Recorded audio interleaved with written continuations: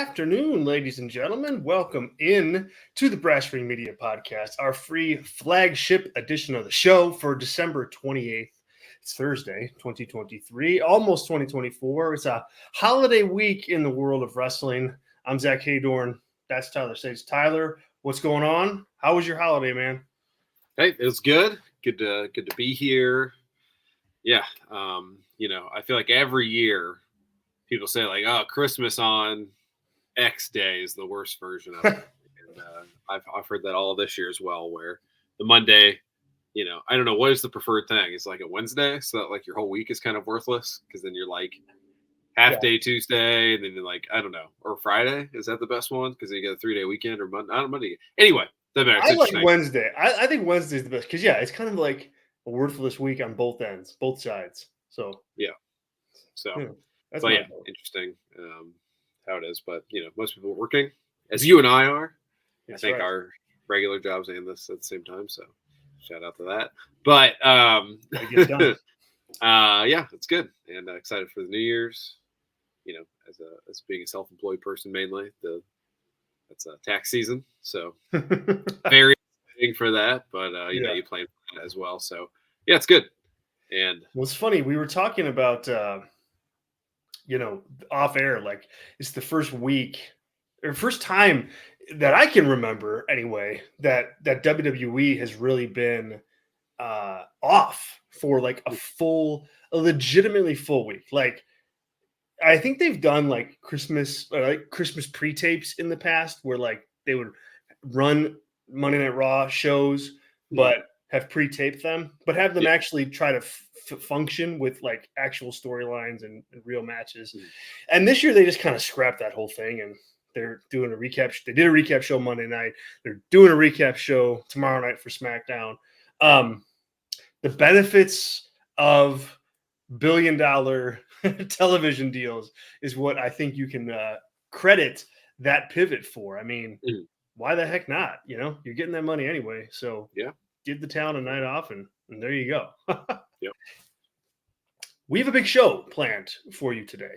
It's going to be AEW heavy because we've got a pay-per-view. AEW was not off this week. They are in the trenches fighting. They've got a pay-per-view on Saturday night, AEW World's End, the first of its kind, the inaugural World's End event. And we will do a full preview of that show right here in just a few minutes. But let's set the table. This is the Brass Ring Media Podcast, the free flagship edition of the show, which is every single Thursday right here on YouTube, 3 Eastern, 2 Central. We go live. We take your comments. We take your questions. Zach's in the chat already. Dr. Ross is in the chat. Dr. Ross, man, it's been a while. It's great to have you here. Great to see you. Happy New Year. Happy holidays. We talked the news of the week in professional wrestling, WWE, AEW. Heck, maybe we'll talk a little TNA once they change their name next year. Who knows what topics we'll cover, but we're here every Thursday, 3 Eastern. If you can't catch us live, obviously subscribe to our YouTube channel. You can get this show for free right after we're off the air. And it also is available as a podcast. So we simulcast this on YouTube and then later on as a podcast, just a few minutes or so, about an hour after we go live here. You can get it wherever you get your podcasts, Spotify, Apple, anywhere and everywhere. It is there for you. Hello to Ashley. Ashley, happy holidays. Happy New Year. Thanks for joining us. Appreciate you. If you're like, hey, man, I love these Brass Ring Media guys. I love what they do. I love the way that they cover the professional wrestling industry. Man, I need more. You can become a Brass Ring Media member on YouTube. It is $4 a month, and it gets you full access to everything that we do on a week-to-week, month-to-month basis. That's full access to our weekly newsletter that we put out. Tyler and I both write for that, as well as other contributors. Molly Bell just started a column. She'll have a monthly presence there, and a couple other surprises along the way early in the year. So if you want full access to that, you got to become a member. Also, all of our pay-per-view review shows are for members. About a day after, about 24 hours after the pay-per-view is wrapped. All sorts of different content and a free member podcast each and every single week as well. So lots and lots of stuff, lots of content. It's only $4. Patreon.com /Brass Ring Media. We'd certainly appreciate the support. And as Tyler and I always say, we'll do anything we can to make sure that you guys get the bang for your buck on that $4. So with that said, man, this chat is going. I love this. Sean, what's going on? Thanks for being with us, man. Tyler, let's just dive right in and preview World. And they added about 3 matches last night. So we now going into last night's AW Dynamite, I was like, hey, boy, the preview show won't be as daunting this week because there's not a ton of matches. I think there was only like 6 when I counted. There's 9 now. It's back to being like traditional AEW style pay-per-view, but 10. There's 10. Is it 10 now? What did I? Yeah, because they got the battle royal. Did you the battle royal. Right. Yeah. Okay, so there's 10 matches now. Before we get into the match by match analysis and do some predictions, which we'll do, what's your overall take on just the build to this show? You know, it's a new pay-per-view. It's kind of part of the expansion to approximately 1 pay-per-view a month for AEW. I know how you feel about that, but just in terms of this build here, like what, where you at on it and how are you looking forward to the show? Yes, I think it's a standard AEW build to a show, whether there's 4 or 12. They've always kind of gone on this route where it's built around a couple of matches. This being the final of the C2 and then the world title match. I think also the tag team title match was going to be a big feature. Yeah, and that's obviously pivoted, but I don't think that had a ton of juice going into it. Probably one of the worst segments, as Kenny was actually needed medical attention while he was doing that. So that makes more sense for why that was so bad. But I totally forgot about. I mean, that didn't click until right now. Like it was just not even 24 hours after that he was hospitalized. I think it was that night. I think he got that night. I think he went to the hospital that night. I think. So I mean that's crazy because as we talked about last week, like that's not like a nothing sickness. Like that can be very, very serious. And he's out there, and I think everybody was like, "Dude, what's wrong with Kenny tonight?" Like, and clearly something really serious was wrong. So but hey, good thing he was there and taping, or else he might not have gotten the attention he needed right then and there, right? When you're in that setting. So, so right down the middle there. And then, some other quality matches kind of thrown together. And then, the levels are thrown together, like the Swerve and Keith Lee match, I think is fun, but it feels very much like got to get Swerve a match, which is fine in itself. The women's matches are typical, like you kind of knew these were happening, but they're probably not going to be very good from in-ring quality. So, and then a gimmick match and that stuff. So, I'm excited to watch it. I think it'll be, again, like most AEW shows where the build-up is tepid, the excitement is good, and then the match quality should be awesome. So that's what I'm expecting here. And, does that help AEW grow? Not necessarily, but, I'm excited to pay for it and watch it. So yeah, I'm right where you're at on it. Like, I think it's kind of a cool, if there weren't 12 other pay-per-views, I like this slot for AEW, provided WWE is not doing something. I think that it's like New Year's Eve weekend kind of feels like a good time for a pay-per-view. That this works. I think they've got the Continental Classic final speaks for itself. We'll talk about it more in depth here in a minute, but this, that's been the focus of AEW programming for 5 weeks now. And so that's gonna pay off, like, regardless. The MJF Joe thing, I'm really curious to get your take on that here in a minute.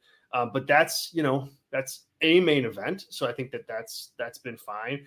I even think the Christian Cage and Copeland stuff overall has been pretty solid, in the middle of the card, which I think we should debate whether that's a good use of Adam Copeland. But regardless, I think that's been effective too. And then there's just some misses. So very much to me, this falls in the category of pretty standard, AEW pay-per-view build. And there's, pluses to that. And there's some pretty big minuses to that as well. Yeah. Let's Yeah, okay, let's just jump in and start previewing this thing. Let's start with that match. Christian Cage versus Adam Copeland. No disqualification for the TNT Championship. This is their second match, a rematch that they from an episode of AEW Dynamite from a handful of weeks ago.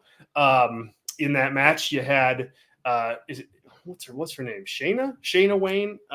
Yep. Turn on. I guess on Adam Copeland, and now you have the patriarch Christian Cage kind of trying to run and hide, but Copeland gets his shot here. So, as I mentioned, for a middle of the card TNT Championship second title feud, I think this has been pretty solid, and Christian continues to, I think, carry this feud more so than Adam Copeland, just with his character. I think is stronger. The patriarch thing is working. And Copeland, I don't know, man. There's something that still feels really odd to me about his presence in AEW, and I don't know. I don't think he's really found his slot yet, and he's a big enough star where he's gonna just get TV time. But man, it's odd to watch. I think at times because it just doesn't feel right. It doesn't feel right yet. I don't think he's clicked in that environment. I don't know if it's because he's playing like the exact same character. I don't know if it's like because the music is the same or like the crowds are smaller or what it is, but something's off. And so I don't think he's bringing as much to the feud as maybe you'd think that he would. Curious as to your take. Yeah, I mean, not to say we were right, but you and I were both on this page early when we were.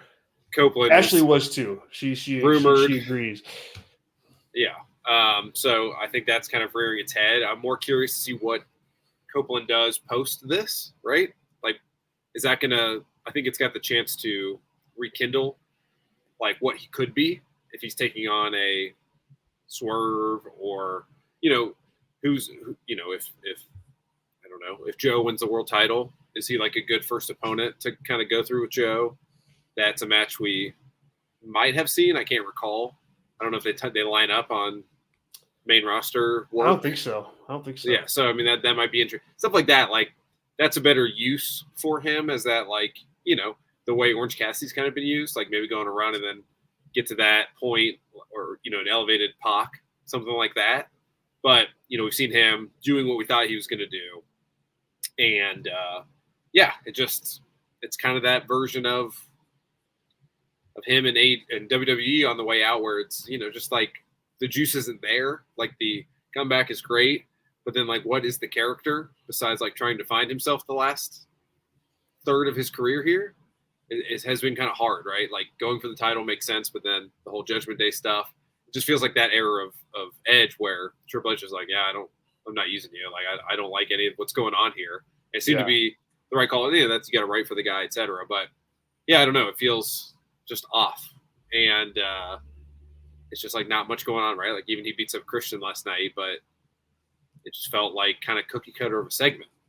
And see where it goes. Does he need the TNT title? No, but will he get it? Maybe. I looked up the odds before we started, and I would say the one good thing about this show that I did not mention on the top is that we in the betting communities do not know 100% who's going to win. Typically for title matches, it's negative 1,000 for the person who you think is going to win, and it's not the case this time. So should he win? I don't think so. Yeah. So should he win? I don't think so. Could he win? Yes, I think he would be a slight favorite in my mind. I can't remember. It was pretty close between the two on the betting odds, so I'm not teasing anything there. But it just Christian is, like you said, holding this all down. And is it better for that character to have this title that really doesn't mean much in the landscape of AEW? Probably so than Copeland walking around and then what's he taking on? Miro? Is he taking on Andrade on the way out? Something like that. Like, I don't know. That feels very much like opening segment of Collision as opposed to pay-per-view level at this point. Yeah, very much so. Yeah, I don't think you want to put the TNT title on Adam Copeland. I mean, look, like Christian Cage has made has taken this opportunity with the TNT title and like made himself, more important in the AEW world because of it. It's still a mid-card title though. And when he had it and when he took it off Luchasaurus. Like, I mean, like literally took it off of him. Right? yeah, literally pulled it away from him. Like, You mean Kill Switch? Or a Kill Switch. Damn it. No, yeah. You and him both have forgotten that. So the thing is, it's just, I mean, it's one thing for Christian to have that title to make him relevant, at a point where he's not so relevant or at a point where he needs to kind of elevate himself a little bit more to try to get more steam out of his run. But I mean, Copeland, to me, like, has to mean more for AEW than TNT champion. I mean, and if you jump in and just kind of saddle him with that, like, I just don't know what he does with that. That doesn't elevate him, and he doesn't elevate it the way that, the title and Christian Cage have been synonymous together in that regard. So it's going to be strange, to see how they book their way out of this.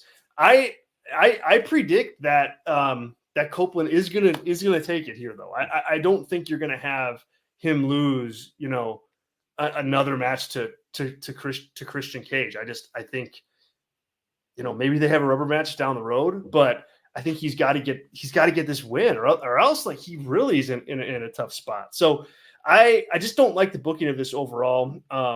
But for lack of good options, I think you just put the title on him here, if not to just continue the feud longer, not so that Copeland goes on this like long TNT championship run.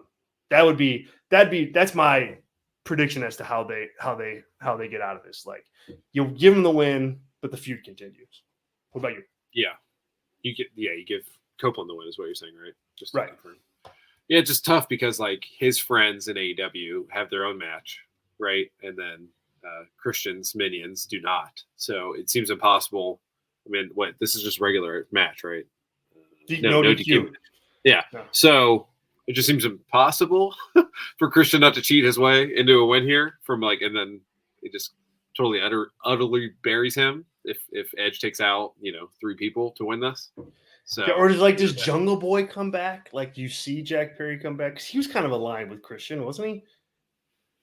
Yeah. So, I mean, so is he coming out and helping Christian win, or is he screwing over Christian? Could that happen? I'm just trying to, like, we've seen like the cheating finish here. I mean, that was the last match, like, right? Like, McWayne comes out, Kill Switch is out there, Shayna Wayne turns.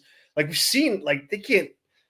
I don't know that you could sell that again and like run that back unless you have somebody else involved. That I don't know. That's be a tough putt.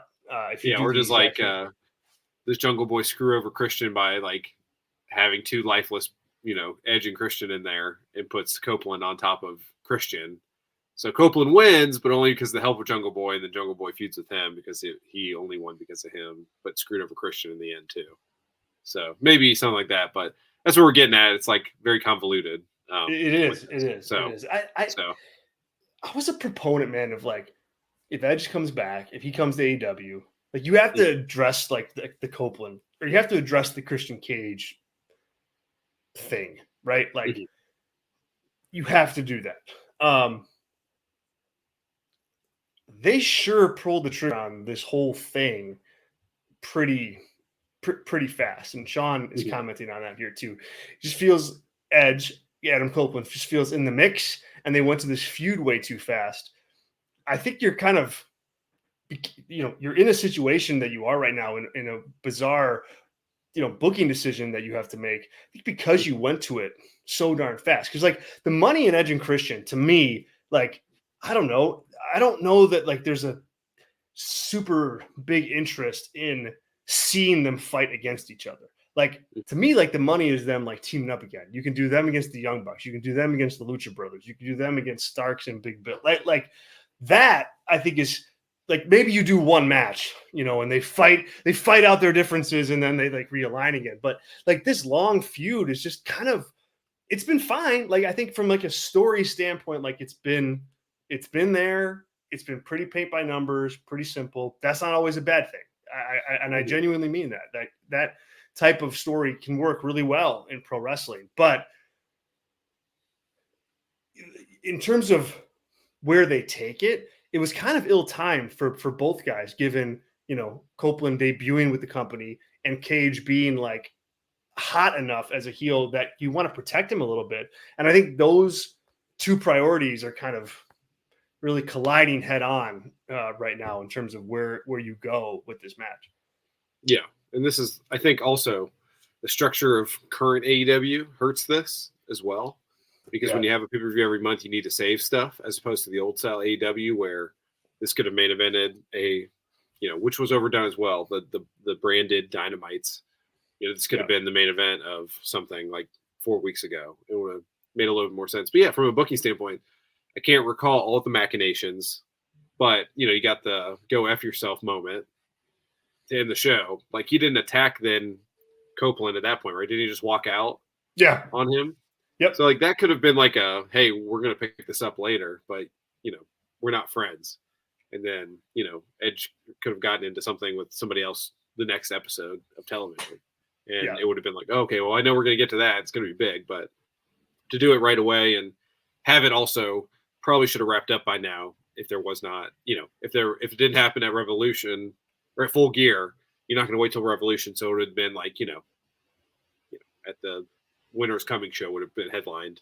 This would have been one of the 3 headliner of the matches. So, I think that hurts it as well. And there's so much content too. It's hard to, it's not as bad as CM Punk on WWE TV or the lack thereof, especially.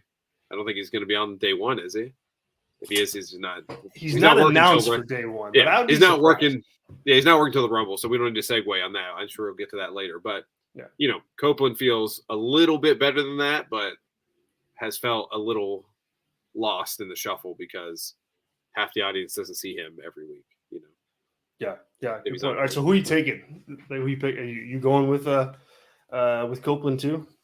No, I'm gonna go with Christian. Just because I think it makes way more sense, which is always kind of a dicey proposition in wrestling, to go with what you think makes the most sense. Not just AEW, but wrestling in general. So I will go with Christian, and maybe it's the end of this, unless you want to because the title makes everything so much harder, right? If the title's on the line, I think it's easily Copeland, but I just don't think that's helping anybody out. If he's walking around with this thing that doesn't matter to him, and what's he, a 12-time world champion? Something like that? 8?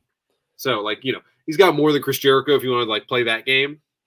On the roster, he's got the most world titles, I think, that are established for companies. Yes. And, for him to walk around with that, second mid-tier title or the best mid-tier title, depending on who's got it, I don't know. Doesn't feel good about that.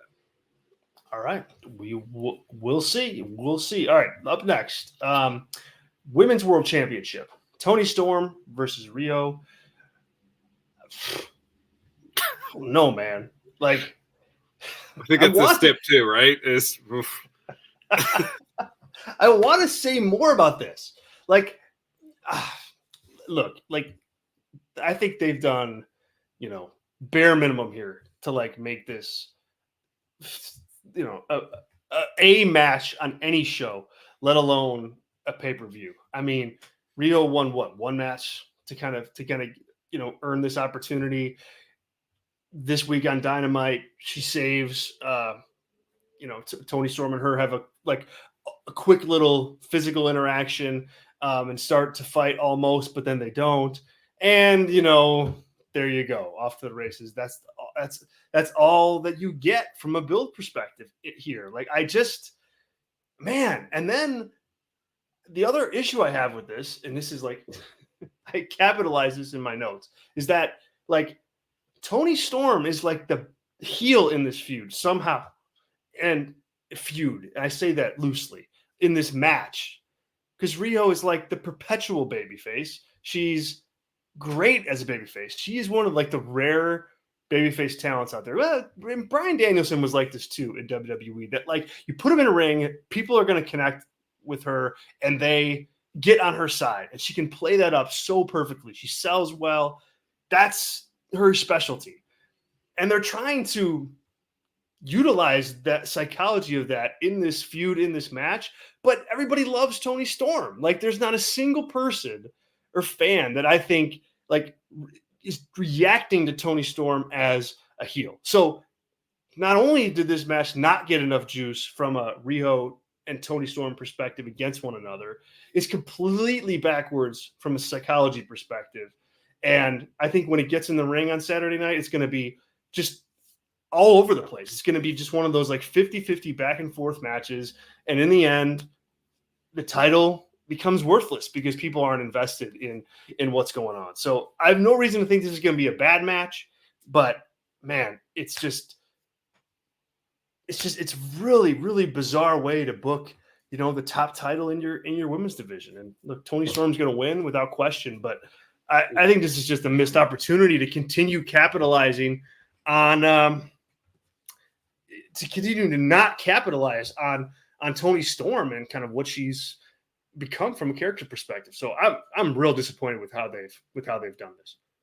Yeah, and this feels a lot like classic Ring of Honor, like 2018, 2019 Ring of Honor, where I mean, Riho is essentially, I mean, I assume she's on like the active roster. If you go to the website, probably so.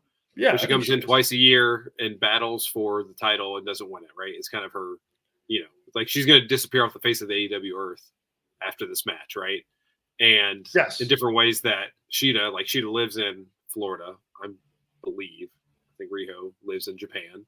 So, you come in and you're just doing like your touring thing of like, hey, I'm going to be here. I'm Naito and I'm going to be here, or I'm Takahashi and I'm going to be in Ring of Honor and go for the world title, but I'm definitely not going to win. But, I'm going to sell an extra 300 tickets in the local area to make the local number pop. Yeah. That's such bad booking when you're trying to be the number 2 company, and I understand what they're doing, but yeah, everything you laid out, it's that sort of thing, and it's going to happen. And the match could be fine, like you said. I mean, it could be well worked on both ends, but for that reason, you're not going to get the big comeback that you want out of Riho, where she's barely going to win it, and Tony's going to come back and win. And it's like anything, and in which she beat the husk of Saraya to get the title opportunity, right? So just an issue all the way around with like there's just no juice in anybody, except for I guess Julia. We'll see how that goes, but lining up her opponents, we'll get to that later, is not setting her up for success either, I would say. So, but yeah, it's something. And yet, and the other thing, it's just like you have like look. I know that there's some circles of wrestling fandom where it's, cool to argue or, stand by the idea of, well, we'll just let the crowd react how they want. And like, everything it'll be fine. Like everything will just react the way they want, and that's it. And like, there's a time and a place for sure to kind of like, to do that. I mean, I think WWE has something like that brewing right now with where they're going with CM Punk and Seth Rollins. Like, but that's like a not a one-time thing, but that's a rare opportunity.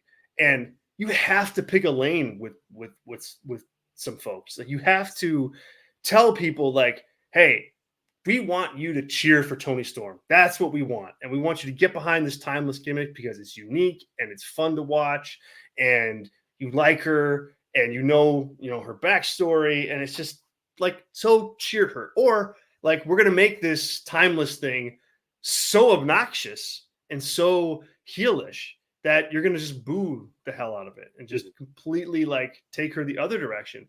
But you can't walk this little line on everything and expect people to care. And I don't know. I think I've been a proponent of the timeless gimmick. Like I think it's a cool thing, and I think that Toni Storm has played it in a way where it works in the confines of like winning matches. But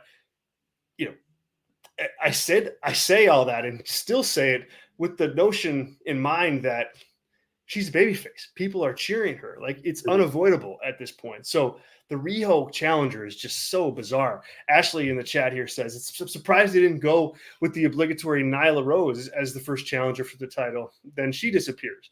And I mean, Ashley, I think you're saying that a little tongue in cheek, but I think that I'd argue, like, if you put me on the spot right now and said, hey, who would you rather be in this match, Nyla Rose or Riho? I think Nyla Rose is actually the better call because she is a true heel that Toni Storm could just roll and beat. And it's a sad state of affairs to say that, but I think it's the truth. Yeah. And like, Thunder Rosa, I haven't watched Collision yet this week. Surprise. But they had that match, right? She worked. Okay. Yes. So she's back. And it's like, I know maybe you don't want to do that right away, but I think when there's no one with any juice in the entire division, that you might want to jump. You might want to like do something earlier than you wanted to make somebody feel like they're important. And that would also establish, I would think, that this person's a face, this person's a heel. And also there's no Orange Cassidy or something equivalent in the women's division for Toni Storm to just like be a total dick to. So like, oh, she's mean, she sucks. Like she had Luther push this girl down that was trying to like, we're getting there with Maria May. Yeah. So, but like I have no investment in her except she's like a dumb lackey that I don't really know. And, they've kind of established that, yes, we know you don't know who she is, but so that is like, it is what it is. Right. But, I don't know. And that's why you have two titles, as Zach mentions here, of like the issue there, I'm more interested in that coming up, like Thunder Rosa and Julia Hart. That's the best match the company could put on right now, in my opinion. So, yeah, it's just way cold, the entire division. Not that WWE's is like smoking hot either, no. From a good, interesting character standpoint. It's interesting that that's sort of a trend right now in the industry. Is that like, is any like character, any female character in 2023 like grown and evolved to like be like the next cool thing? Like, a Seth Rollins transition this year, like no woman has been given that opportunity. And I certainly think it's available and easy. Maybe, you could do Rhea as like taking her spot, but she's kind of been the same thing since, her and Dom ruined Thanksgiving 2022 for Greg. So it's just interesting that, yeah. So I don't know. That's more for Matt. And didn't, correct me if I'm wrong, but didn't Thunder Rosa she didn't lose her title, did she? Yeah, she just had to relinquish it for injury's sake. So like, it would make sense for her to come back and go for that, not the mid-card title that existed, but Jade had it, and it was like kind of Jade's own thing and not really a title. There you go. Like that's like that, that's not a feud you wait on, because if you wait on that, like the returning Thunder Rosa just looks so silly. Like, because she's probably not going to beat Julia Hart, right? I mean, that'd be bad for Julia. So now she loses, and like what are we doing here, folks? Yeah. I mean, the way they re-debuted her told me that Tony is not a fan of whatever happened there or sided with Britt or whatever that whole thing is, because it was like, oh, hey, remember she's on commentary, and then she comes out there and like helps Abaddon. Like, yikes! What a way to come back to. I think someone is the devil in that case. To me, like that's a fair point regarding Thunder Rosa, where there are real world things that change trajectories of where people stand in wrestling companies, and yeah, that's a fair point to make, that like, yes, it would make sense for her to come back and get in Toni Storm's face, but like, maybe we don't want her on pay-per-view, or maybe she's just not in that spot because Toni has lost not faith but patience. Yeah. I mean, here's the thing, Zach. Zach comes in here. Thanks, Zach, for being here live, and says you can't have Rosa immediately lose to Toni Storm. Well, I mean, why not? Like, that'd be my question back: is why can't you? I mean, she's going to lose to Julia immediately. So right. I'd rather lose to the world champion, not the mid-card champion. Right. Of course you can, unless you want her to be the champion, unless you want her to, to take the title from Toni Storm. But I mean, like, to me, it's worse to have her running around and not address the fact that, like, I'm just, I lost that title, but not really. I'm not gonna worry about it. Like, no, just book a really strong feud and put it on TV and get it on pay-per-view. Have her lose, and then you move on. But like, I don't know. That's just money left on the table that now you're not taking you're not taking full advantage of. Sean's here. Tony's persona just doesn't need the title. Where are you at on that, Tyler? Yeah, I mean, I don't think it needs it, but it doesn't hurt to have it either, right? Like I wouldn't like say like, well, these kind of gimmicks don't deserve titles, right? If it's like the Undertaker, like more often than not, he doesn't need the title, but I think you need a couple runs to prove who you are and what you mean when you're outside of that character. So, you know, I don't think it's necessary, but it's the only thing kind of worth talking about. Her and Julia Hart, Julia Hart's persona, I think, fits the same bill where she doesn't really need a title to be over. But I think they're the only two that Tony's at least interested in as characters at this point. So they have titles for that reason because he finds them interesting.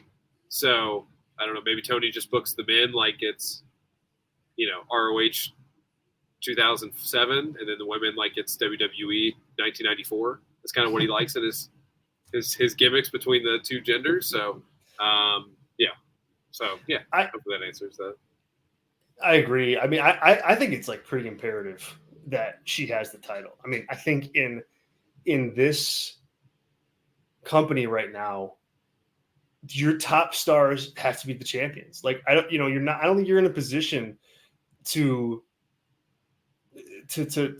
kind of play that game of like this person doesn't need the title, that person doesn't need the title. Like I think Sean, at least in my opinion, like when you look at just even like the history of wrestling, like the top stars have the titles, and they have the titles because it tells the audience something important about them, which is pay attention to these guys. Come watch our show to see these guys. And I think AEW really is in a position right now where they have to establish that definition. And Tony Storm clearly is the most,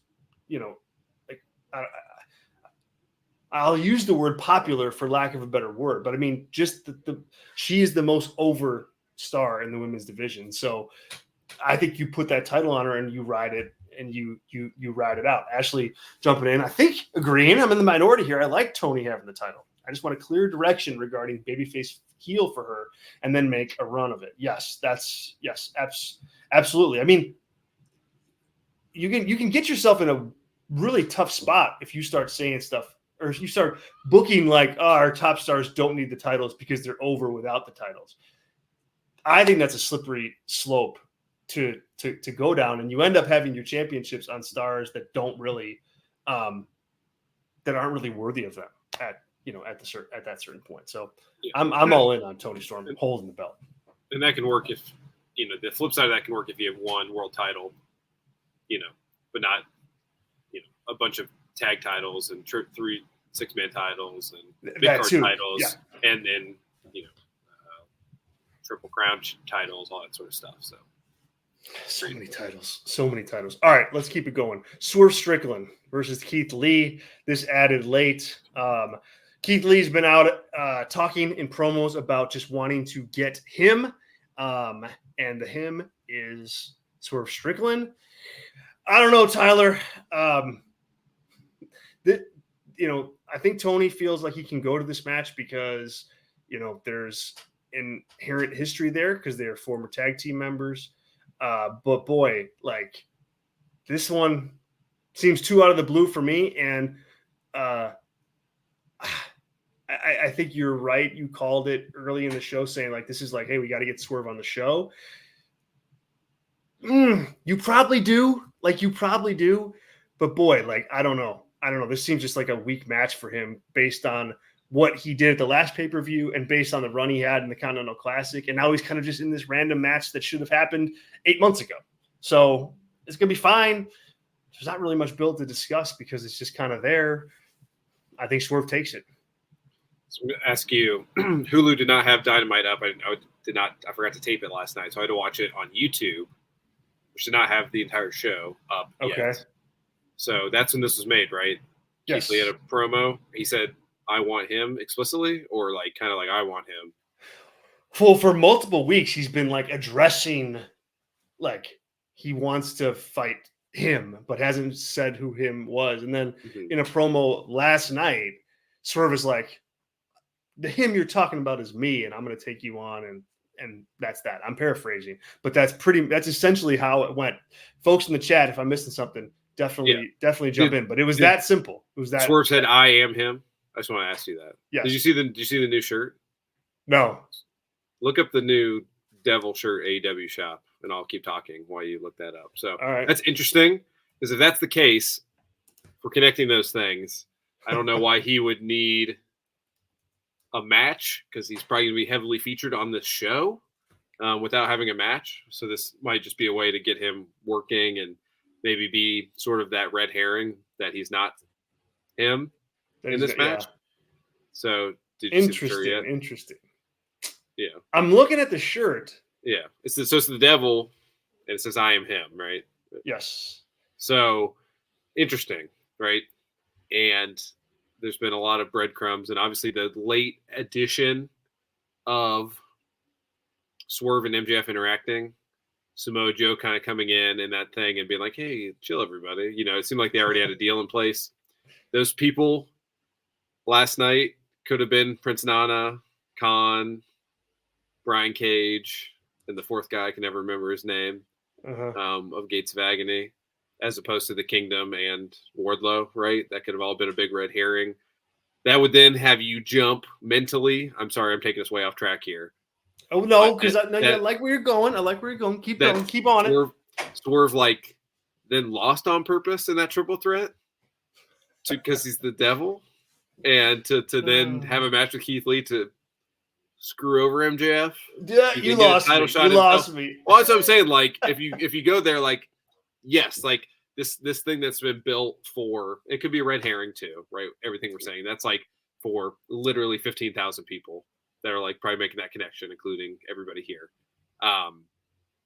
So that's more my guess, because it doesn't make sense logically beyond that. But if you say, hey, this story that's been building for 6 months, it's been Swerve Strickland the entire time, at least puts him in a light of, this is a huge star and he had this huge spotlight, and that would like probably justify it in the end. But like, if you think too much about it, it's not awesome. But with anybody, right? If it's not Cole, or I guess Britt in some way, shape, or form, but if it's not Cole, really, it's kind of like, what is going on here? So anyway, this match is interesting for that reason, for everything you said.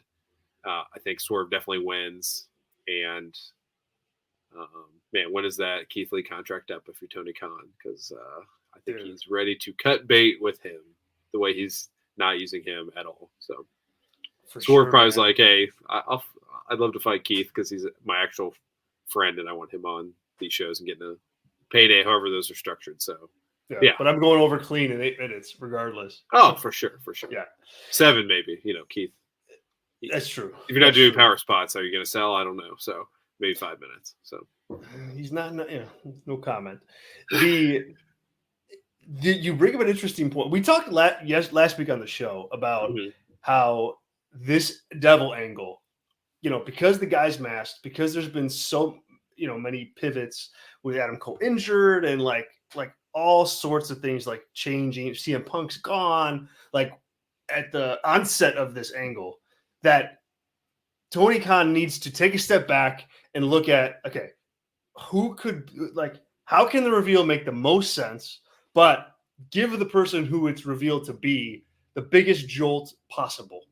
And like Swerve would fit the definition of that, where it's like, it kind of makes sense, but there's parts of it that don't, but like, don't look that way. To me, like, I don't advocate for that, generally speaking. You guys all know that. But in this instance, this angle has been like so important to TV that it has to land, and it has to land in a huge way. So if that means like, oh, okay, we'll have to take it on the chin with some random stuff like that doesn't matter, or that matters, but like we could kind of kick to the side in order for it to be Swerve, I could get behind that, provided they execute it the right way when it comes time to do the reveal. We'll get into this when we talk about the main event, but I'm still going Cole on this though. I still think it's going to be Adam Cole. I think I don't know, the Swerve thing though. You make an interesting point. Did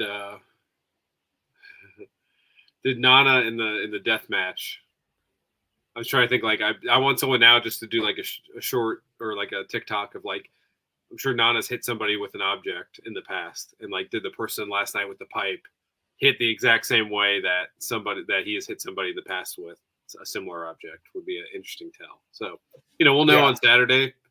I certainly assume we'll know Saturday, but we'll see, I guess, because then we'll get to the main event, because then even that's kind of sketchy, I guess. Yeah, right. So let's pin in this right now. Although I will tease, Zach says, no, I still think the devil is Brit. I don't know, Zach. Maybe you're right. We'll grab that in a minute, Zach, for sure. So we won't let that go. Real quick, thanks to everybody for joining us live here. We're previewing AEW World's End. This is the Brass Ring Media podcast, the free flagship edition. We're live every single Thursday, 3 Eastern, 2 Central.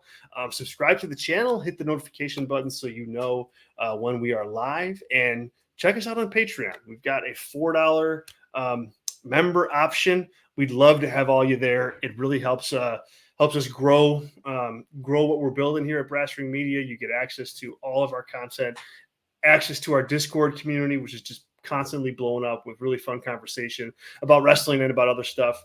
I hope you guys give us a try. Patreon.com/Brass Ring Media. Moving on, our World's End preview here. We have Hook versus Wheeler Yuta for the FTW Championship in an FTW rules match. Tyler, what say you, my friend? What say you of this one? Yeah, that whole complaint I had about too many titles not being anything, throw it out the window. No, I'm just kidding. It's the same thing. It's the FTW. Like, FTW rules. No DQ. See. No DQ. Okay. Spike. I'm just on the Wikipedia now, and there's a Spike nail match apparently. Oh no, this is all the types of pro wrestling matches. Never mind. I'm digressing here, but yeah, I mean, it is what it is. It's on the pre-show, I assume. 0 hour. So yeah, it is what it is. I guess you got to have. Is Danielson on this card and Claudio? Are they going to be added to something probably? Maybe the Battle Royal. Usually there's 12. Yeah. So, maybe have all the BCC guys lose in one night is the story they're going for there, to throw Yuta in here for almost no reason.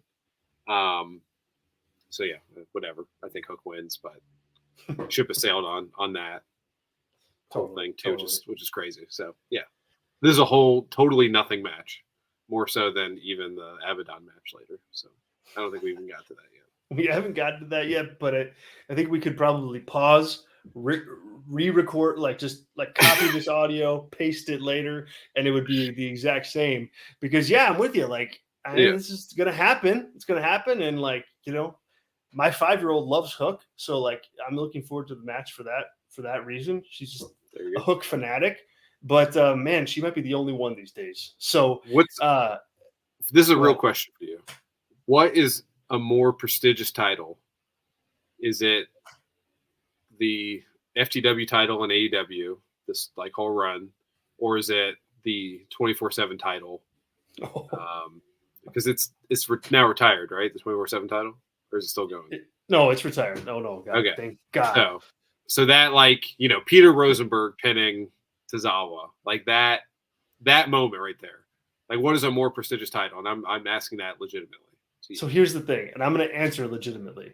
The 24/7 title is more, God, because you used the word prestigious, I have to go FTW, prestigious. Yeah. Just because of the history that it has, Taz bringing it, creating it, it meant something in 1995. However, the 24/7 title is way more important to WWE canon than the FTW title is to anything at all. Because think about it, they would trot out that little title to do cute little title changes on College Game Day or on Jimmy Fallon and all this dumb stuff.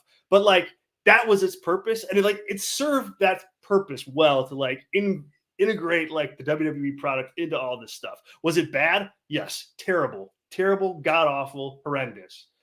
But I think it served its purpose. For as worthless of a purpose as it was, the FTW title is just what, why, what? what is it for? Is it a title? Is it not a title? It completely makes no sense and is irrelevant to boot. So that's my answer. Okay, cool. What's your answer? 24/7. Like if I had to choose, literally, if I was a wrestler and I was on the Indies, I'd be like, no, I'd much rather have like the 24/7 title framed above my TV. Okay. Than the FTW oh, man. Whew. But just because you've probably reached more people, you're more relevant. Totally. Like right. like R-Truth. Like I'd much rather have the career of R-Truth from 2018 to present than Hooks.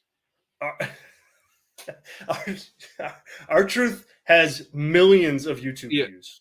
You don't think and like you don't think R-Truth is going to be able to do a convention whenever he wants to and have like a line out the door of people wanting to meet R-Truth? Like he'd be a top 5. There's like a random like I'm gonna meet R-Truth and get a signature. This is gonna be awesome. And like whatever. Like there's just money to be made in that persona.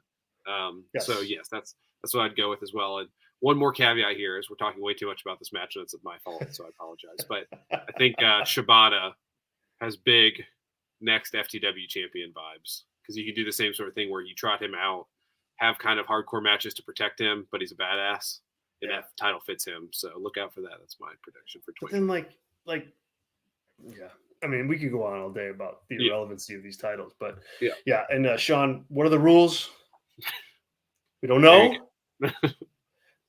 What are the rules? I think that's the only way I can answer. I can answer that question. What are the rules? I think it's just a no DQ hardcore match is what I think it is. No, I love Taz. Can you pop up Zach's thing? Oh yeah, Wait, whoa. We're talking Hook here, not Taz. Yeah, Taz is my favorite commentator. I think per capita on AEW television. Oh, for sure.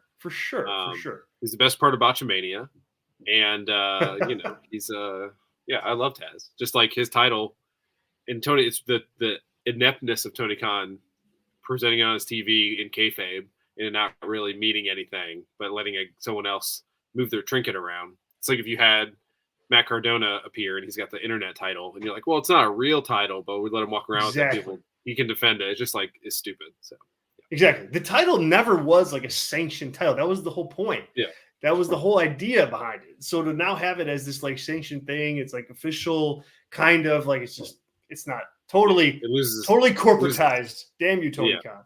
Loses its edge for sure. It does. It really does. All right, let's keep it rolling here. We've got Andrade El Idolo versus Miro. Grudge match. Lana's client, Andrade against Miro. I don't have a lot to say on this one, but it works for me as like a regular middle of the card pro wrestling feud. And that's it. If this was trying to masquerade around as something more important than that, I think I'd have issues. But I think with where it is, it's fine. It's like when you look at this match compared to both women's title matches, the FTW match, Swerve versus Keith Lee, there's way more build here and character development here than in all of those combined. So it's a solid mid-card pay-per-view match that I think Andrade wins just to keep the Lana Miro thing going. Yeah, and I mean, could be like Dark Horse best match, like work rate that you're not expecting. True. Andrade is still, auditioning himself for post AEW life. I think the winner gets to stay on AEW TV is the unmentioned stipulation of this match. So that's exciting. Tremendous. And Miro's always, if you tell a Miro style thing where, he's selling in the middle and Andrade's kind of working him over. I just hope there's not too much gimmicky stuff with what's her name now? Sorry. CJ Perry. With CJ, yeah. I hope that doesn't come into place, but it should be a really well-worked match, and it could be like a really good 12, 15-minute match on this card. So, looking forward to it for that. I agree. And it's just jumping in and saying, why are they doing this with Rusev? He never has his girl with him. Well, that's the point. That's what they're doing. Rusev, Miro doesn't, I guess the story is he doesn't really want his girl with him. So she's going to go elsewhere. And now he's upset by this. Again, traditional pro wrestling story here. One note, but again, you can't have all these extravagant stories going on, and this I think is good for this pay-per-view. Yeah. So I would say nothing more, CJ nothing is less. CJ's the not to I can't believe we're analyzing this, but CJ's kind of the personification of Miro's god, right? In Right. human form. So In like human he form. rejected his god and does it on his own, and that's kind of what he's doing here with CJ. So. Yes. See, there you go. Perfect. I mean, that has not been explained at all. Like, even that being said slightly, I think I'd be like twice as engaged in this, but it is what it is. So. Hey, man, if you keep talking like that, Tony Khan's going to call you for a job, and then what am I going to do? Yeah, I mean, no one's got to know. I think that'd be better if they didn't know. If I could, if I turned one day, like, I love every story going on right now. It's great. Yeah, we'll know that he's been that you've been brainwashed. I was the devil all along. Yes. All right, Julia Hart versus Abaddon, the TBS Championship. Tyler, I'm just going to throw to you on this because it feels like you've got a lot to say on this match, or not a lot to say, depending on the perspective that you have. I mean, I really don't. The Abaddon character, like being a babyface with like Thunder Rosa, was quite the choice there. When that happened with that, so yeah, I mean, it is what it is. I mean, she just like. How long is this match going to be? Like, honestly, like 6 minutes, 5 minutes. Yeah. Yeah. So like, it's, it is what it is.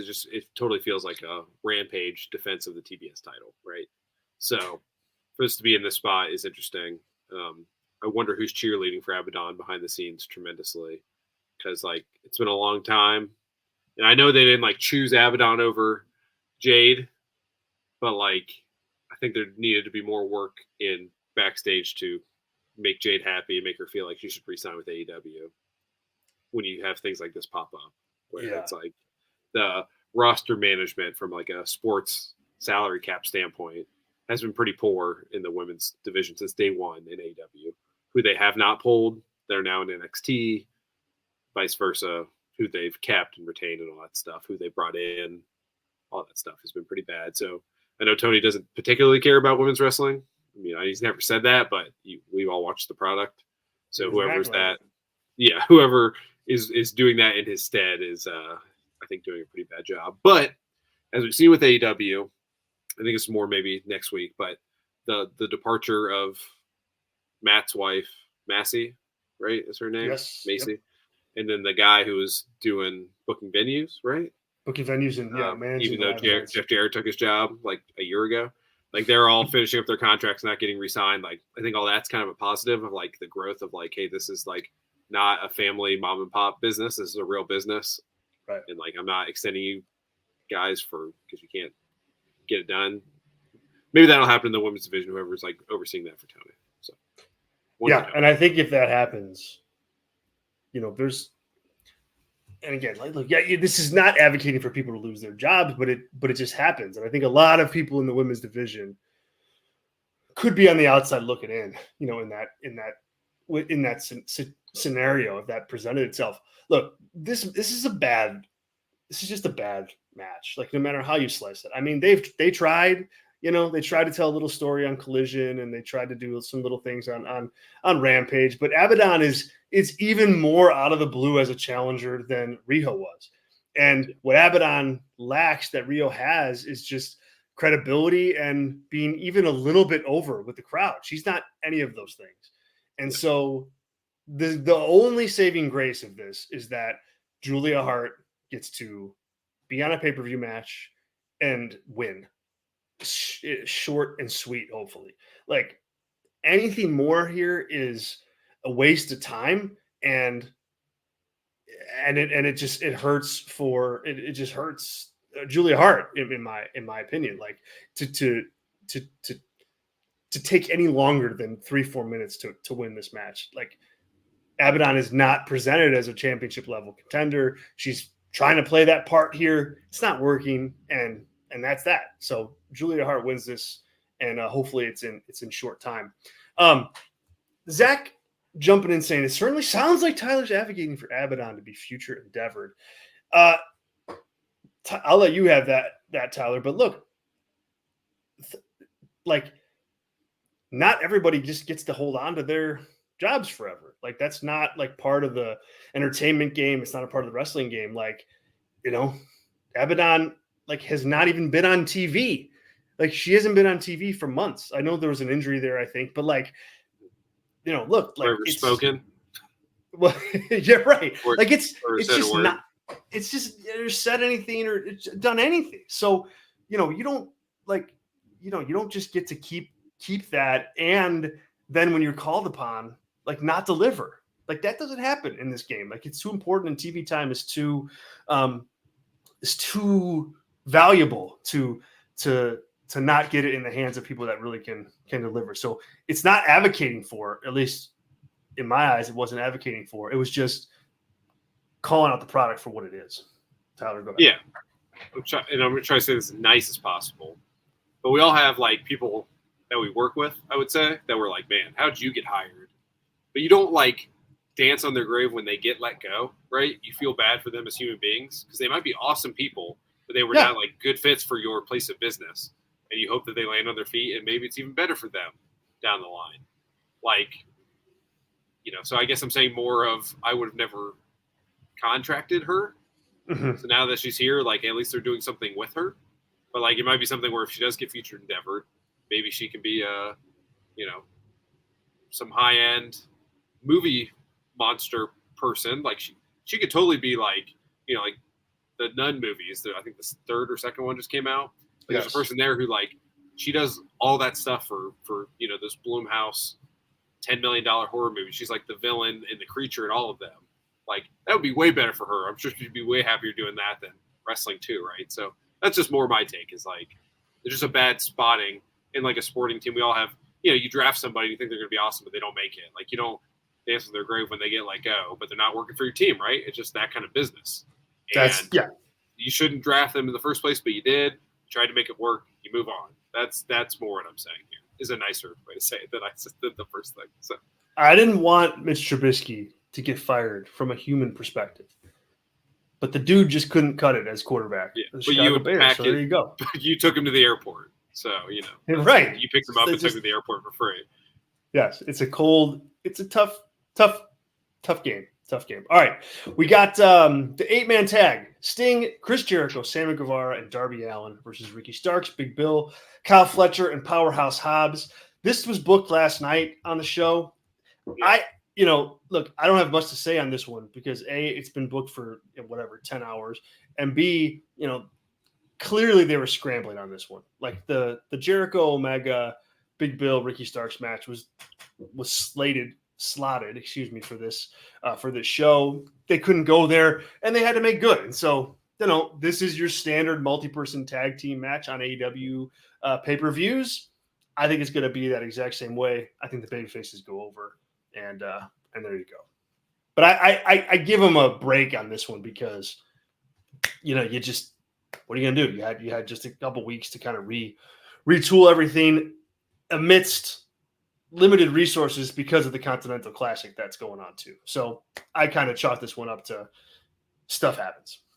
Yeah. And do you think the original plan was the tag title match and then Takeshita and Hobbs versus Darby and Sting? I do. Or, okay, which would be fine. If those four guys weren't going to be on the show, period, then that would be a silver lining here to get them on the show. But true. Yeah. If you combo and make one less match, like hell, let's make the two women's matches a tag team match and just cut out the middleman, right? I'm all for multi-person matches if you can get me down to like 7 matches on a card. So this is an absolute win for that reason. Give everyone the spotlight. Sting can punch, Big Bill and knock him down. It'll be fun. So yeah, it's right, exactly. It'll be a fun match. Like this screams like second match on the show to me, and then you just figure out what you're going to do with all those guys after the show. All right, we got the 20-man battle royal. We don't know the participants. We do know it's for a future TNT title shot, anytime, anywhere. It's happening. Almost impossible to preview this. It's going to be on 0 hour, but I'll throw out, just to be a completist here, I will throw out Malachi Black as a winner and future title shot owner of the TNT title, since I picked Copeland to win the title. There's a babyface heel matchup that I can get behind. That's who I'll take. Complete shot in the dark. Yeah. Also, your kind of idea from earlier. Well, I'll say Jungle Boy comes back and wins. Oh, It feels like the appropriate place to re-debut on like the free portion of a pay-per-view. We don't like you anymore. As you know. I mean, it was always going to happen. I think Punk was going to do anything and everything to get out of that contract. But technically, in the grand scheme of history, you're the reason that WWE has, a main event available to them on WrestleMania Night 1. So, I wouldn't be giving you world title shots soon after you came back. Or pay-per-view paydays, for sure not. Yeah. All right, then we get into the first of the two main events. We have Jon Moxley versus Eddie Kingston, the AEW Continental Classic Tournament Final. Jon Moxley defeating Swerve Strickland and Jay White in a triple threat match last night on AEW Dynamite. Eddie Kingston beating Bryan Danielson finally for the first time ever last night on Dynamite. They collide head on. They did a nice job, I think, selling this last night. The promo that Eddie Kingston cut on Moxley and the one that Moxley cut back, like that's just straight up pro wrestling. Like I really enjoy that type of storytelling, and both those guys can talk. They've got history. They're passionate. They're the same stylistically, and they just gel so well as opponents and as teammates. And so I think they injected some real intrigue into this. I still think there's an element of like been there, done that here. And it's crazy that Jon Moxley is going to do 2 jobs in a matter of 2 weeks. But I think that's where this is heading. Like this is heading to like put that traveling championship, ROH, New Japan, AEW, I'm going to kind of go where I'm needed belt on Eddie Kingston. And really, if that's the right call, I think that's the right place to put it, given who was in the tournament. If it's on Moxley, it's out of place. If it's on Danielson, it's really out of place. Swerve needs to win another title. So like this makes sense. And I think 2 guys in the ring last night with microphones sold it better than really anybody else could. So I'm thumbs up on this, and I think it's gonna be a really good match. But I think Eddie Kingston takes it. I agree for all the points you just laid out, especially the kind of the nice aspect of this as well. Eddie being that modern Triple Crown champion, being that guy he always watched growing up and wanted to be a pro wrestler. Now he's that version of himself. Is a nice story. Hopefully they lean into that. As much as possible with that Kingston character. But yeah, I mean, he feels like a guy who should be doing the second match on the New Japan Dominion show, defending this title against, somebody like Ishii or somebody like Ishii that. Or, what's the bread guy's name?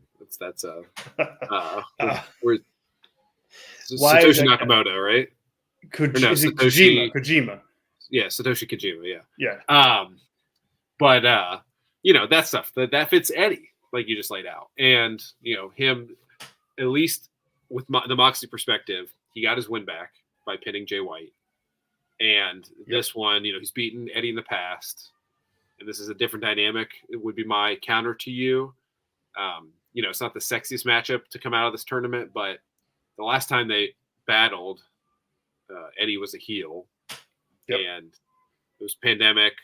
I remember that spot was like the tax and then the rubbing alcohol spot on the back of, which was crazy. So it's a different dynamic. Obviously, Moxley's hamming it up. He's not a heel by any stretch of the imagination, but they're in Long Island. Essentially, Eddie's home. He's going to get cheered like crazy. They're going to shake hands at the end, be amicable, and then Moxley's going to go on. Maybe there's going to be some blow up in the BCC. I think it's time for that to, not feud with each other, but just like they'll all go their separate ways. Feels like that's bound to happen if all of them lose on the show. So yeah, it's fine. I hope next year, as we've talked about a lot here, that this tournament gets you a title shot for the world title and not for this belt. Because like someone have an active belt and be in the tournament, and if you don't win the tournament, you lose the belt, is just like I think this would be so much better if Eddie did not have his belts on the line and kind of was like hey, what if they do this with Eddie? That'd be a great story, as opposed to like, well, they kind of have to, because you can't just take Eddie's titles away without him losing it in the ring. So it's just a more powerful story to tell. 100%. Yeah. And I think it just opens up the door for more potential winners if you have a title shot on the line. Like, because again, this one, you're not giving it to somebody too low on the card, and you're not giving it to somebody high on the card. You're not giving it to somebody on the come up either. So there's a very like niche group of guys on your roster that can win this thing because of like the traveling nature, Triple Crown of it. So I'm totally with you on that. We could do a post-mortem on the Continental Classic maybe next week when this whole thing's said and done. But yeah, I think we both agree Eddie Kingston takes this. And then last but not least, we will wrap up with the main event. MJF defending the AEW World Championship against Samoa Joe. Last night, Joe no-showed their ROH World Tag Team title match against the Devil Guys, and also revealed that he did some side business with the old Devil. Attacked MJF from behind, left him laying, holding the title as the show went off the air. So there's a lot here. Yeah. I'm curious, number one, is what did you think of that, just the angle last night? Like Joe kind of just betraying MJF to get like one up on the match Saturday, which I guess is all it was. Like they didn't it wasn't alluded to that Joe was the Devil, or even that he was like a part of the Devil group. It was just that I did some business with this Devil character, I guess. Mm-hmm. That's it. Yeah, I mean, so the one thing Sean didn't like it. Sean did not like it. The one thing I liked about it is at least it made Joe's character is defined after this of like he's a heel hired mercenary type guy, which I think fits his character well. Like him being out there, like coming out and hammering it up and be like, "Oh no, tell Max not to go on without me," that whole thing. But when and it was just like, "I'm still gonna fight," like I was like, this is horrible. Like, what did they do to Joe in like 2 weeks here? From like the moment he like grabbed his shoulders, like, "Hey man, let's go." He was like, "What is going on with this?" So at least that is redefined. It makes the Joe character also very idiotic. To like, so you take your opponent's the thing holding him back and not focused on the main event. You're gonna strip that from him and like make him more powerful. And like you would not save the run-in until like I would be like, well, you do whatever you want, but you got to come in and attack him during the main event so I become the world champion. Not so I can WWE have my hand raised with the belt that's not mine over the body of the person that's going to beat me on the pay-per-view. Storyline. So that I didn't love, but this is really not about, this is the AEW issue I have with it, is that like the real question is MJF and his injury, right? Like if MJF can like work for another 3 months and not get surgery and kind of rehab in his own way, maybe take a month or two off and come back, that's one thing. But if he like cannot work a match beyond like if this is it and Joe's gonna win, then that's like all the meta stuff going on of like why he's gonna lose, not because of all this Devil stuff. And that is not good. But I guess I didn't hate it as much as everybody else. But like I didn't love it. I didn't love it either. Like I thought it was interesting, but like this whole Devil thing has kind of sucked, and at least it's like going somewhere. And I guess I'd give it a positive for that. And Joe is now reframed as a bad guy. So we have a obvious bad guy versus an obvious good guy, which I like in my main events. So I liked it for those reasons. But it's all the Devil stuff. It needs to be revealed, and then it's kind of like just like the C2. We do a post-mortem of like, did this angle work in totality? Like I think it was like fine for an episode of TV. It wasn't the worst thing on the show last night. So I don't know. But what am I missing on it being so bad, I guess? Well, okay. So for me, it's bad just because of Joe, really. Like, and it just, none of the Joe stuff now makes a lick of sense. Because remember, like this started off with Joe going, "Hey, I want a healthy MJF when I fight you at World's End, so I'm going to be your protector," which was already weird. But he was kind of this like middle of the road guy that you weren't so sure about. So like, okay, that worked. And then he spent 3 weeks protecting him from the devil guys, only to then work some sort of deal with the devil guys to attack MJF and beat him down so that Joe could, get in that shot. So like, it's like, was this this was a 3 month or 3 week plan? Like this was a 4 week arc. Like, Joe, what are you doing? Like, just like what you spent 3 weeks fighting the guys that you actually paid in storyline to carry out this attack. Like none of that, like that just doesn't add up. And to me, that's what people didn't. I think that's what people didn't like about it. And I'll just cue up Sean's comment again. Like, Sean, go a little deeper. What do you think was awful? Ashley, same with you. Terrible main event and angle. Throw us a couple bullets as to why. So that's why I think people didn't like it. That's also why I didn't like it. I'm like, what's happening here? Like, why? In what context does this make sense within the broader story that Joe would align with these devil guys, even in this mercenary type way? So that's why I fundamentally didn't like the premise of it all. The other thing that really kind of just makes me wonder here is how, like, it does. I don't know if MJF can have a match. Like, they've booked him in 2 matches now in the last month, I think, and he hasn't wrestled in either one of them.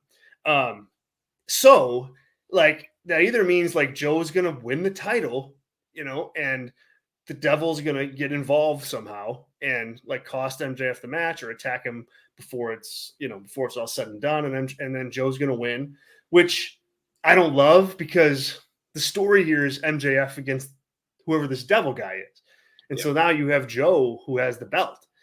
So I don't like that,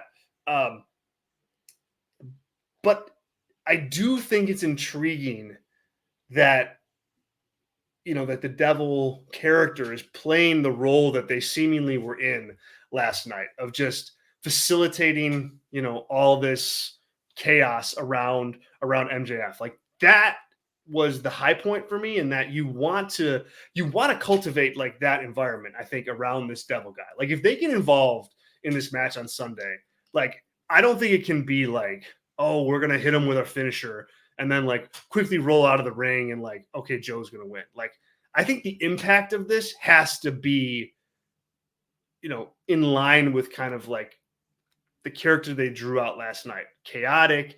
I think you need to see this, a bloody kind of just massacre of MJF to really get this character over as ruthless and dangerous and scary and detestable and unlikable. Like, you don't want your audience kind of going, oh, this Devil guy is kind of cool. Like, I'm going to cheer for him. Like I cheer for heel Tony Storm. Like it can't land that way. And I thought we got like a little bit of a taste of that here. So we'll see. My concern is for this match is that there's just too many balls in the air, that even like the most seasoned booker cannot catch all of these things. You've got the Joe stuff. You've got Adam Cole. You've got MJF hurt. You've got MJF as this babyface character. You've got Cole injured as well. You've got the Kingdom doing their thing, that, oh, the Devil's MJF. Like, there's so much happening here that I just don't know that you can land all of it, that you can catch all these balls and make it like one cohesive thing. Maybe he can, but there are details here that are just unchecked, and I just don't know how it's going to go. And I think they really have to hit a home run, and I don't think last night set them up for that. If Tony Khan, let's say he's like, hey, I'm going to space for 2 days, and I need you to book this main event. I'm not going to be present for it. What do you do with everything given to you? You can't go back. You have all the cards placed in front of you. But he's like, hey, we have to reveal who the Devil is. How do you do it? And like, how are you booking this finish and the post-match stuff to like lead AEW into like a juicy, exciting 2024? Yeah. So I 100. I mean, I have the Devil group come in and just like cost MJF the match. Joe's your champion, and then I have the Devil like if they're like just unmercilessly just beat on MJF and like really just do that up huge where they take him out, but they look like the just horrible, awful humans as they do it, and then you reveal that it's Adam Cole, and that's how you go off, and that's how you go off the air. MJF gets some time to recharge. He's out, and so if he has an injury, great, you recover from that. Even if he doesn't, you sell that beat down for maybe a month or two. He's out, and Cole and this Devil group they run ragged. You have other baby faces step up to try to take them down. They do the same thing there. Meanwhile, like I probably work something with like Joe and Swerve maybe, or some, like a side kind of world title thing. But eventually, you have Cole take that title and MJF come back, and then that's your big money match. So, I mean, that's how I would book it. But the key in all that is like it being Adam Cole, and that the way they do the reveal is unlike anything that they've ever done before, like on TV. Like it has to stand out in a major way. Mm-hmm. What about you? Yeah, I don't know. I mean, I haven't like been a huge proponent of this the whole time, so it paying off is not make or break for me. I think just like getting it over with is good. Because it's just like what Tony Khan wants to hear about his story from the last month. But it's like, it's either Cole and it makes sense, but we all knew it, or it's someone else and it's like, well, what the hell was that all about? Because it was this person the whole time. I think that's the problem with a story like this in wrestling in general, is that you kind of decide who it is. And if collectively it's not that person, then it's just going to get ripped apart for it being a Swerve job. And it might be Swerve, So, but, that just like, me as a fan, and I don't think you're, with what you're given, that's a bad take, but like, man, I don't know. I don't know about Adam Cole as like the top bad guy in the company and being the world champion. Like, I just don't know. I need to see it. And like, I hope to eat crow on that, because I think AEW is way stronger if Adam Cole is the like POS heel that he was in NXT for most of the time, has minions doing his work for him, has awesome matches once a month. Like, sign me up. That'd be great. I just don't know if that's a thing that I can look forward to in 2024 in AEW. And, go ahead. I mean, like, to nudge back on that, like, don't you think that, I mean, like, I don't know. I kind of in this position where like, you gotta like sink or swim with him, right? Like, I don't know if it can be like the most entertaining angle, like if you're watching from a fan perspective, but like you've put so much into MJF and Adam Cole, you derailed essentially like your fall pay-per-view plans, like with All In and All Out, like to accommodate this like friendship and this longer term story. Like, sure, you like, would it be better? And I'm genuinely asking this, like, would it be better for Cole to make his return like alongside MJF, like fighting off this Devil character? Like, I just think that, you went there, so you got to see if he can pull it off at this point. Like, just because it's like almost like you're pot committed with him. Yeah, no, I think that is the case.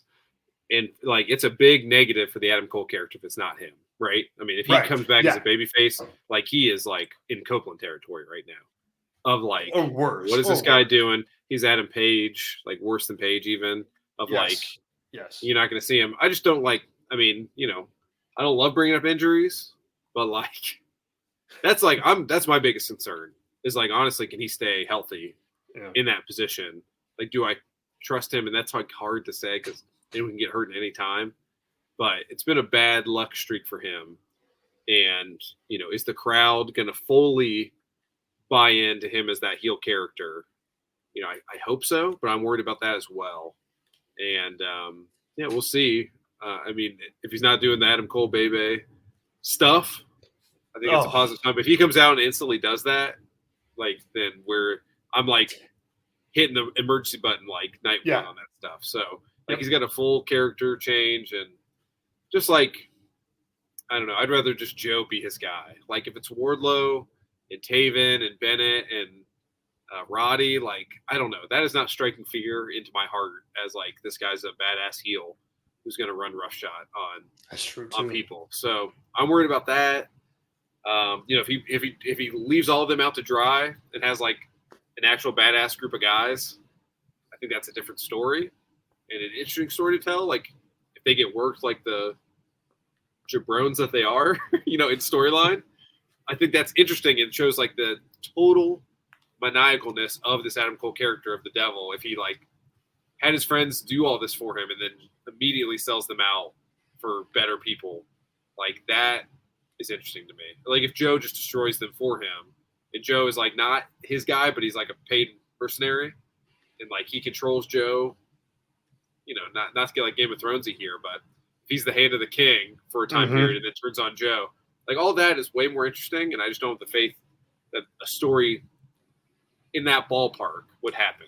I think it would just be hey, it's Taven and Bennett and Roddy and Wardlow, and these are my guys, and now they're going to beat Big Bill and Ricky Starks for the tag titles. And I don't know, it just seems very much down the middle, kind of boring, honestly, of a main event booking for AEW. That's my concern. Bring up a good point in regards to the lackeys. Man, and that's something that I'm really thinking now, because Roddy, Taven, and Bennett, holy crap, I don't know if they can pull off this ruthless attack that I'm talking about, and not get laughed at. Weren't they carrying around a stuffed animal a couple weeks ago? The elephant. The giraffe. The giraffe. There's something to what you're saying. And same with Wardlow. I think you can sell him more so than the other three just because of his size and all that. But it's not he's in a good place. So I think that is something to watch. The credibility of the guys around Cole, really, and whoever it is. Same thing with Swerve. Same issue as Swerve. Same, very much so. Yeah, very much. There's no mid card people that strike fear. If the House of Black are your lackeys, that's probably another story. Yeah. But there's really not if it's Dark Order out of nowhere, that is the same issue, right? That's the same thing with not having it's hard in any if WWE tried to pull this off. Judgment Day, it's taken 2 years to get to a spot where it's right. They are all. And even so, they're not really badass heels. They're just kind of annoying heels that are good at wrestling, right? They're not even if you could transpose them and they were the Devil's minions, it'd be cool, but it wouldn't be oh, now everyone's dead. Say it's a hard thing in wrestling today to pull that off. Well, I think that's the problem with this. The problem you're getting with this is that it's almost, and I think what we've kind of broken down here and analyzed here is that it really can't deliver the way that you really, really want it to. Unless there's somebody brought in that we don't know about. And those are the guys that are around Cole. Then I'm, okay, then you can redefine those guys as they're not already defined in a certain way on, AWTV. It was what it reminds me of a little bit? Do you remember when The Rock came back and he had that tag team match with Cena and at Survivor Series, and all of a sudden for 6 weeks, they tried to treat Truth and Miz as these dangerous, vicious, vicious bad guy heels. Yeah. It's kind of like that. If you look at the middle of the card in AEW, nobody fits. Nobody fits. Yeah. So and it's it's not going to be Mustafa Ali and Matt Riddle, right? Matt Riddle signed with MLW anyway, right? But like, even if it's like, there's not like people off the street to pull, to do this. It better not, it's not Action Andretti. It's not Jungle Right. Boy, for God's sakes, right? Like, no one's striking Right. fear. You could do and it's been established the body types. There's a big guy. There's two regular sized guys in terms of pro wrestling, obviously bigger than normal humans. And then there's a smaller person, maybe a manager, right? Like, and that could always change. It's been a million different people, whatever. But like, you're not going to have Wardlow, Hobbs, and am I missing a big guy? There's not that many left, I guess. In Cage, right? You're not going to have all three of those guys going just like working for Adam Cole, which would be like interesting. But yeah, so yeah. We'll I mean, so all these things factor in, and that's what I mean. Like, you've got a lot of balls in the air that you've got to try to juggle here.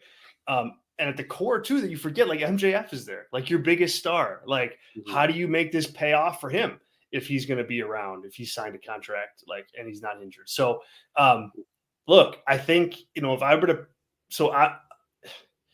I answered your question with how I booked this. Predicting it though, I think they're going to stick with MJF here. Like, I think MJF is going to get the win over Joe, which is going to make Joe also look pretty bad. But that's kind of his spot right now. And then I think you'll see the devil angle play out after the match. That's my prediction. I think that's what we'll see. What about you? That makes the most sense to me as well. I just like it. MJF needs to prove he can work. Sure. Like, because a torn labrum. Like, Ouch. MJF probably cannot throw an object with his right hand. So, not that he's like doing a ton of like muscle spots, but he ain't doing nothing with Joe that's not on the mat, or not like a chop or a punch. I mean, he's going to be doing like some elbows off the top rope, stuff like that. But so I'm curious. That's like the in match minute like 8 to 12 is going to tell me a lot about the prediction. If you could bet this live, I would wait to bet it live. If you're a betting person, to kind of know the direction of like, okay, it really looks like MJF cannot work. If he cannot work, it's probably going to be Joe. But what you just laid out there makes the most sense, because if Joe wins and the devil's revealed, it makes no sense, because then that devil, like whoever the devil is, has to be world champion. You would like with that, or else it's like a kind of a disaster for how much time you spend on it, or at least have like a big opportunity, or at least a big match with MJF down the line. So it makes more sense for that person to get the title off MJF, or else what was the whole point of revealing yourself at that point? So yeah. And so maybe they do run it back. I mean, I think there's probably haven't announced a January pay-per-view, but I mean, I don't know. There's going to be big. The March one is the Sting one. So but that's like the second, right? Right. Like That's March a long way 2nd. away. So I doubt they'll have like. So probably like a late January, then that one in March, if I had to guess. Yeah. Because I mean, if they wait that long, I mean, I guess you could in this scenario, if you really do a beatdown, you sell that. But but like then like that. I mean, this is set up as like your focal story for like the first half of 2024. So, we'll see. But I think you're right. Like, if as long as MJF's healthy, right? I mean, and he's gonna not have to take 9 months off. I think you go with that, and then you just go right to that devil feud. Yep. If it wasn't for the injury, I think he'd be like 100% locked to win this. It's just that's the only ball in the air. That's obviously. Yeah. Well, and his contract status, which I think he's fibbing about, but that's just. Yeah, I think he signed. So I don't think it's an issue. For sure. So. For sure. I don't think you're putting him on pay-per-view on December 30th. And not, no way. All right. Well, there you have it, guys. We that's a wrap. AEW World's End on pay-per-view Saturday night. We will have our Brass Ring Media review show for members over the weekend as well after the pay-per-view is over. So check that out for all of our Brass Ring Media members. You become a member by going to Patreon, patreon.com/Brass Ring Media. You get another free podcast, which we're going to hop off right here and record. We're going to talk some WWE topics. You get a free podcast every week. You get our review shows every week. You get all of our written content every week, access to our Discord, and lots more that pops up along the way. So I hope you guys really give it a shot. It'd be a great way to start the new year with some big shows coming up and WrestleMania season right around the corner here. Patreon.com/Brass Ring Media. Thanks to everybody for listening live. Ashley and Zach and DR Owens and Sean and Dr. Ross and Anish and everybody else who chimed in. Ashley, thank you. We appreciate the support. And we'll be back next week, same time, same place, right here on the Brass Ring Media podcast. Thanks, everybody. See ya. See you.